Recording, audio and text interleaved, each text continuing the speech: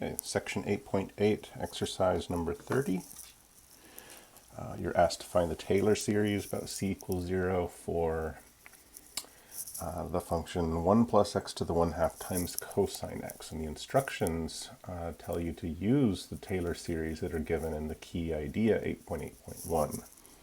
In other words, we're not necessarily supposed to start from scratch and treating this as our function and then term by term, finding its derivatives, evaluating them at 0. What it's suggesting we do is use the given Taylor series for, in this case, the two functions that are being multiplied in order to find the Taylor series for their product. Now, the cosine function we're familiar with, hopefully at this point, and what its Taylor series looks like. The 1 plus x to the 1/2 is a little trickier. In your key idea, what is it, 8.8.1, you're given a formula for the Taylor series of 1 plus x to the k. It's a little bit of a messy formula, but we're going to do this for k equal 1/2.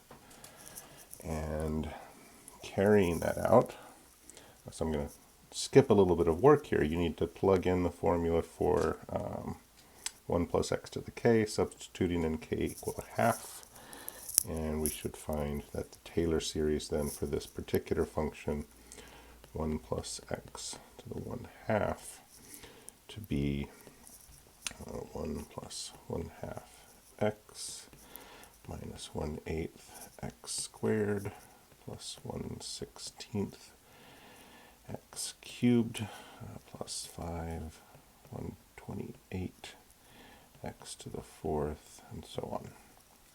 We probably don't even need to go to that far. We're only asked to find the first 4 terms for the Taylor series of the product here. Cosine, remember, this was our 1 minus x squared over 2 factorial plus x to the 4th over 4 factorial, 6 factorial, and so on. So to find a Taylor series for the product of these two, we're going to treat these two series like we do polynomials when we multiply polynomials. In other words, we're going to find the Taylor series by taking this sort of really large polynomial and multiply it by this really large polynomial. And term by term multiplication, like foiling, for example. Each term in the top polynomial gets multiplied by each term in the bottom. And then we gather together like powers of x to form the corresponding coefficients. Now, we can't carry this out to completeness because both of these polynomials have infinitely many terms. These go on forever. But we're just going to look for the first few terms of the Taylor series for the product. And that we can do. So if we consider the product 1 plus x to the 1/2 times cosine of x, we typically write the Taylor series starting with the constant term, then the linear term, then the quadratic term, then the cubic term, and so forth. And so all we need here is to figure out how to form each of those terms. So let's take the constant term, for example. The only time we're going to multiply something from the first parentheses and something from the second set and form a constant term is by multiplying the two constant terms themselves. In this case, it's a 1 and a 1. So we're going to get a 1 for our constant term. Now, what about a linear term? How can we get linear terms by taking a term from the first parentheses multiplied by a term from the second parentheses? Now, in the second parentheses, our cosine series, we only have even powers of x. There is no linear term there. So we're not going to pick one up, say, by using the constant term here times a linear in the second, because there is no linear. But we can take the linear in the first one and multiply by the constant term in the second series. The 1/2 x from the top series times the 1 from the bottom series. And that's the only way we can make a linear product. Right? There's no other options. There's nothing from the bottom else that we could use. Those are already quadratic, degree 4. The degrees are growing too quickly there. So the only linear term contribution comes from the 1/2 x times the 1. All right, so when we get to the quadratic term, it gets a little more interesting. I'll put a plus here.